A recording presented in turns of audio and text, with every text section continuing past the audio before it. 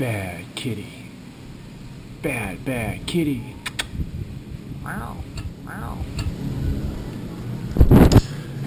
Hey y'all, it's me, N to the E to the D over here at myphilippinedreams.com. Earlier in the week we did a video on the external differences, the exterior differences between houses in the West and houses in the Philippines. And today we're going to take a look at some of the interior differences. First up is our sink. You'll first notice that there is a big mineral water, spring water dispenser there. The water that comes out of the faucet in the Philippines is not potable. That means you really can't drink it. I mean, you could if it's an emergency, but Montezuma's revenge, Jose Rizal's revenge will creep upon you, more likely than not. So the water gets delivered, you just call the phone number, and they rush out and bring, like if you have 2 empty bottles, they'll bring 2 full bottles and they'll take the empty containers. It's like 40 pesos. It's less than $1 for 5 gallons. So it works out pretty good. Next up is our interior sink. You can see it's tile. It's not stainless like in the West. I have seen stainless sinks here in the Philippines, but with the humidity and the moisture and all that, they don't fare well because a lot of it's cheap Chinese stainless and it just doesn't last that long. The white tile here that you can see we had redone because it used to be the pink tile, but it was all pitted and cracked and all that stuff, and it wasn't that much to get it replaced. So that's our sink. Exciting stuff. Oh, and there's also no hot water. There's just cold water, well, cold, lukewarm Philippines water that comes out of the tap. Some higher end houses, Western style houses here in Manila, Cebu, rich expats and all that, they have centralized hot water, but the majority of it is cold water. Alright, and here we have some of our kitchen appliances. We got our rice cooker, our blender, my hair styling system, and the microwave, and our little water heater. The water heater gets used a lot because I drink a lot of coffee. You might recognize the Whirlpool brand.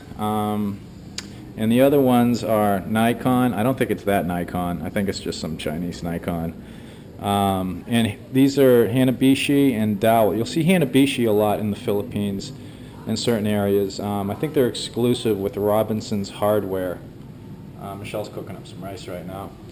And they basically sell all Hanabishi products. The quality's pretty good on them, although we did have a problem with one of our wall fans. This thing actually crushes ice for mango shakes, which is cool. Now people are asking a lot. We should have got a digital display instead of this though. But people are asking a lot about voltage in the Philippines. They run 220 here, but a lot of modern appliances, especially electronics, will automatically switch between 110 and 220. You can actually see it on the adapters. They usually have it written somewhere right here so that it auto switches. Laptops, computers, in some computers you actually have to manually switch the power supply between 110 and 220, but a lot of the stuff automatically switches. If you plug a 110 into a 220, you'll know it pretty much right away because you'll hear a spark, a bang, and there'll be a little puff of smoke. So that'll indicate that it's not compatible. Alright, so this is our interior cook range. It's basically a liquid LPG fueled stove like you bring on camping. They don't have a lot of indoor stoves in the Philippines. We have ours inside because we really don't have a dirty kitchen outside the house. Usually this would be in a back kitchen area. It's just basically like a tile and concrete shelf that you can put the stove on. There'll be a little sink next to it and stuff. The downside of cooking inside is the heat generated and having to keep it clean and all that stuff to keep all the varmints out. There's a line that runs off the back and goes out the side wall, and there's a tank is located outside so that you don't generate explosions inside the house. There is a chance of this coming off or the seal going bad, but the valve systems on them, if they notice that there's a shitload of gas going out, they will cut it off automatically. So this is our little cooking area inside the house. If you're in the Philippines, you're going to need air conditioning. This is a Carrier air conditioner that we purchased from Lazada.com. It's a Carrier Optima. I believe it's 0.5 horsepower. This is our bedroom. It's only about 10 feet by 12 feet. So this is perfect for cooling off the room. And what's neat about this, and I know they have these in the West, but this is really something cool to have here in the Philippines. They have these timers, and what it does is you can set it for an hour, 2 hours, 3 hours, and then when the air conditioner shuts off, it triggers the fan to go on. And what happens is you're sleeping, you set the air conditioner for an hour, it shuts off, the fan goes on, and yeah, it might be really hot still after a while, and you'll wake up a couple hours later, but you save a lot on electricity. And when electricity is costing about 25 cents per kilowatt hour here in the Philippines, you try to save as much as possible. This thing sips electricity. We keep it on 4 or 5, and you really save. It brings it down to about 79, 78 degrees. But when it's 85, 90 in the house, it makes a huge difference. All right, this is our refrigerator. Now these are generally, and I say generally because some expats that build their own house, they get these giant Western style refrigerators and freezers. But this is a Panasonic. It's about 3/4 of the size of a regular Western refrigerator. They're pretty energy efficient. Again, you're trying to keep electricity costs down as much as possible. This is a pretty cool LED light for when we have brownouts. We have another collection of flashlights up there, and of course the requisite fly swatter. So these are smaller generally than Western ones. You can see I got my peanut butter collection, gum, soda, keep bread in here. Got our milk, it's a refrigerator. Let's see what we got in the freezer. Any surprises in here? And again, it's smaller, so it's gonna, the compressor's gonna run less, and it's gonna be a little more energy efficient than the larger ones that you find in the West.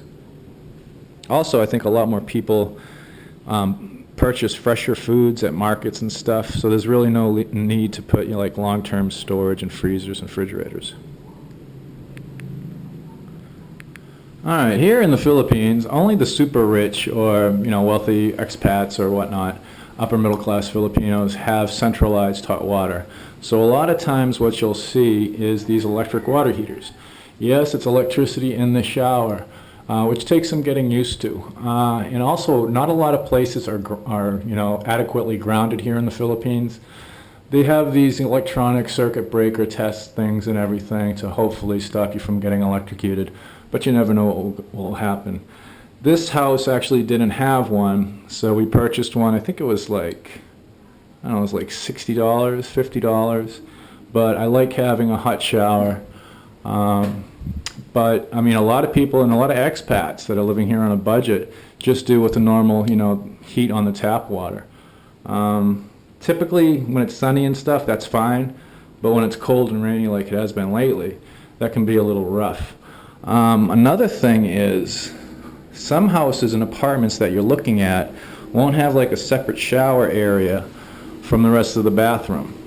You'll walk in, and it'll basically be like this, and you'll be like, where's the shower? And then you'll look up on the wall and you'll see a shower spigot coming out. So basically the whole bathroom becomes a shower, which I wasn't too crazy about. So we still got a budget place here, but it's got the separate little shower area and stuff, which is cool. Jealousy windows, I think that's how you pronounce it. They have these in tropical like southern United States, like in Florida and stuff. These are pretty common. They have different types of these. These are the real cheap ones that don't seal up very well. They're easy to clean, easy to replace, and what they do is they provide the whole window for ventilation instead of being sliding where you only get like half the window. They also have different types of these. They actually have some with insulative strips on them, so when they close, they're actually pretty efficient when you're running air conditioning. But if I ever have my own place, I'm probably going to have tinted Western windows and just, suffer through being only able to use half the window. And you can also see the screen here. Screens are important. I don't like critters crawling all over me. And we have the external security grates also. Okay, we're in one of the 2 bedrooms in the house, and you'll see these in basically every house and apartment.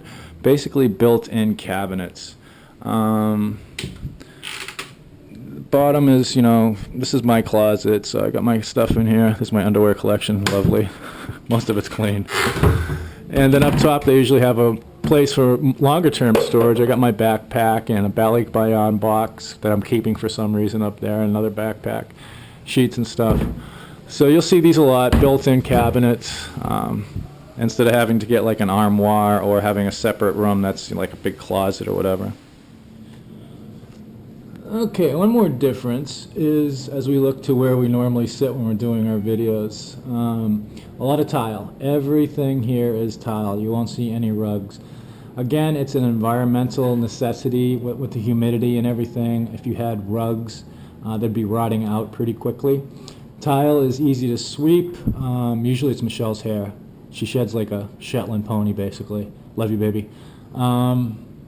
And it's easy to mop. Somebody mentioned what happens when they get wet. When they're wet, they're very slippery. But you know, you get mops and everything to keep things dry as possible. And it's just, it makes sense. It takes some getting used to when you first get here. I'm sure down in Florida they have a lot of the same thing. But I'm used to rugs and all that stuff. But you get used to it. And again, it's very easy and simple to clean and easy to maintain. Finally, the last thing we'll take a look at is lighting in the Philippines. It was really shocking when I came here and I didn't see incandescent bulbs. Everywhere you look, there are CFC, compact fluorescent somethings. Basically just fluorescent bulbs, and you'll see them everywhere. They're much more energy efficient. Again, you're dealing with high electricity costs here in the Philippines. The only downside is I don't like the white light that's cast by them. You can actually get ones that burn with a more natural light, but again, this is just a rental, so I'm not looking to invest a lot of money in changing all the light bulbs and everything. But in the bedroom and in the office, we do have some incandescent light bulbs, just because they give a more natural light. So as the water falls and the wind howls from Typhoon Fong, which is heading north towards Japan. Good luck, Japan. It's a super typhoon, 270 kilometers per hour winds. We just recounted some of the interior differences between houses in the West and houses in the Philippines. If you have any that you want to add, please add them down in the comments section. Until next time, this is Ned over at myphilippinedreams.com. Take care.